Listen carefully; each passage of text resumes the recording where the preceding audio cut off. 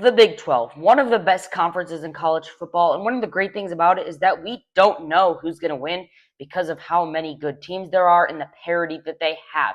So today I'm going to be breaking down the whole conference and who I think has a chance at winning the Big 12. And starting with my number 16 team, the Iowa State Cyclones, because they are going under a full rebuild right now. They lost everybody except Kyle Conrarty. No one else on their team that is projected to start was a starter last season. And they brought in Jimmy Rogers from Washington State. They brought in the quarterback as well. But it was a mediocre season for Washington State. And in a Mountain West Conference, I think there is a very big difference between that and what there is in the Big 12. And after the success happening in the FCS, we started to see Jimmy Rogers was an okay hire, but I don't think that that was the best move that Iowa State could have gone with. And it's just going to be a rebuild, and it might take a while to get back to where they were under Matt Campbell. Number 15, I have Colorado, and they just badly need a spark because Deion Sanders, after not having much success, believe it or not, they were 3-9 last season. They are not. No one wants to play for them, really. Julian Lewis, the five-star quarterback from 2 years ago, the top recruit except for Bryce Underwood, he needs to prove something. This is a prove-it year for Deion Sanders, and I don't believe that they're going to have much success this year, and he really needs to prove it, or else his job might be gone. For me, ranked 14th is the Kansas Jayhawks, and Lance Leopold needs something because other than that 9-4 breakthrough year 2 years ago, they have been missing bowl games and they have adjusted to some new expectations while their basketball team is moving down. They want their football team to kind of go a little better, and that's not really happening right now. They have Dylan Edwards, the transfer from Kansas State.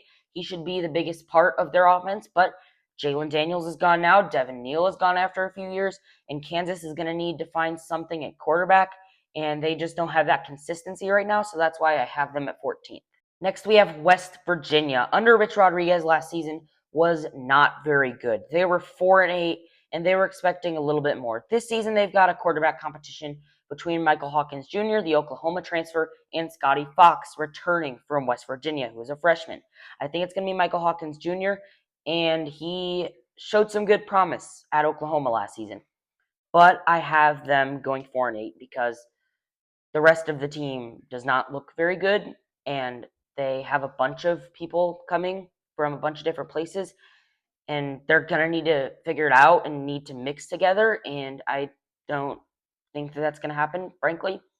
It might, but Rich Rodriguez is going to need to show something and some signs of improvement in year 2, or else he might get on the hot seat. 12 is Baylor, and Dave Aranda is on the hot seat, and he has been for quite a while now. It's kind of shocking that he hasn't gotten let go, but his first season was really good, so Baylor is just trusting that. They won the Big 12 that season, but now they are very far from that. Last season was supposed to be something special with Sawyer Robertson. It was not. And now they have DJ Lagway trying to save them, the Florida transfer. And last season was pretty disappointing. A sophomore slump when his team was ranked in the top 25. It did not show very much when he didn't have as much talent around him. And he's not going to have as much talent around him here at Baylor. So I don't think this is going to be a very good season for them. 11, I have Cincinnati, and I'm just putting some trust that maybe I shouldn't be putting in to Scott Satterfield because, believe it or not, last season they were 7-6. I know they started 7-1, but they lost their final 5 games down the stretch, and a lot of them were blowouts. So it was not very good, and we don't know what's going to happen now. They have some new people coming in from a lot of different places. Brendan Sorsby is gone now, and he chose to transfer out of there. Cincinnati is probably more likely to go 5-7, but I think they can go 6-6 because they should get some more Big 12 wins. At 10, I have UCF with head coach Scott Frost going into his second season in this stint with the program. And last season was pretty underwhelming. It was supposed to be some sort of turnaround. It was not. They had Taven Jackson as the starting quarterback. He went to North Texas. But now they have Alonzo Barnett, the transfer from James Madison, who just made the college football playoff. And he was very good, a dual threat. And I expect him to be a big catalyst for this offense. And that's why I have them making a bowl game here. But the key thing to note, Scott Frost has been very bad with a power conference team, and it has not been very good. I don't even think he's been to a single bowl game with a power conference team. Number 9, I have the Kansas State Wildcats, and they have a first-year head coach after Chris Kleeman left unexpectedly. They were 6-6 last season. It was definitely a down year. They lost to Army. They should have won that one in the non-conference. They still figured it out and got to a bowl game for them. But they at least have Avery Johnson coming back, and that should be very big for them. That's why I have them going 7-5. He is very good, in my opinion.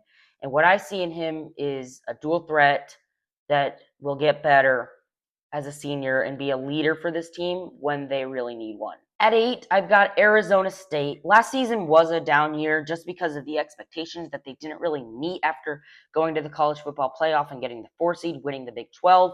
Last season was a little bit underwhelming. Yeah, they were 8-5. And I'd say that Kenny Dillingham has them as a steady program that is going to be in bowl games for years to come.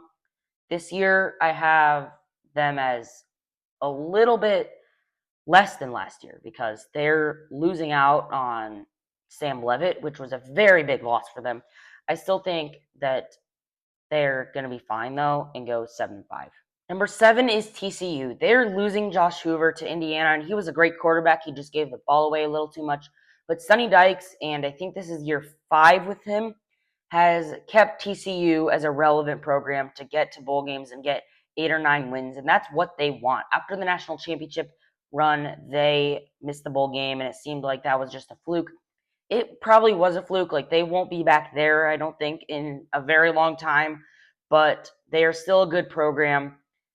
And the defense does definitely need to improve, but the offense here has been very explosive, and that is why I expect them to get a bunch of wins this year. Next, I have Arizona. This is year 3 under Brent Brennan, and last year was definitely a success. They went from a 4-8 team to a 9-4 team, and Noah Fafita is back for his senior year. He is a great playmaker, has a big arm, and that is what they need. It's what I like about him and how he can be explosive and just put a bunch of points on the board.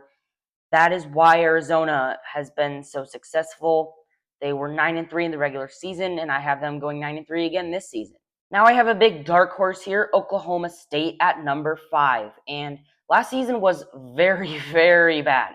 They were 1-11, and this is not a typical 1-11 team because they are bringing in a bunch of North Texas transfers, especially Drew Mestemaker, who had the most passing yards in FBS last season.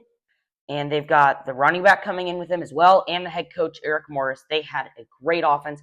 The defense was a little bit questionable, but if you have a good offense that can get you a bunch of points on the board, that should be successful for them. Like I said, they have a bunch of North Texas transfers, especially on offense.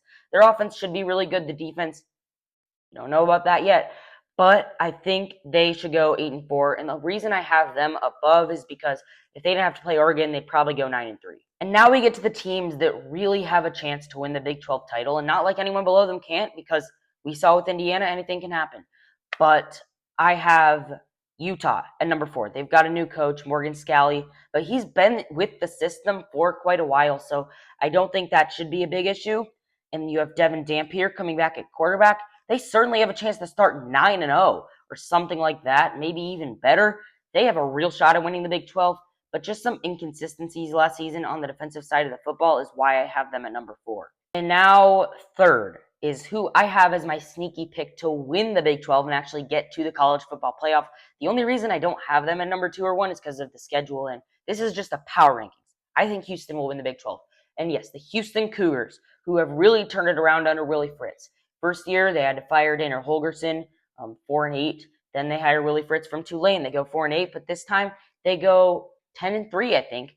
And it was a big success for them. Connor Wigman is coming back. And if that doesn't work out, they have the number 1 player in the country at quarterback to go to. So they have this season set up, and they have the future. So Houston is definitely in a great spot, and I expect them to make a real push to win the Big 12 and maybe go to the college football playoff. Coming in at number 2, I have the BYU Cougars, and I just can't get over how easy their Big 12 schedule is.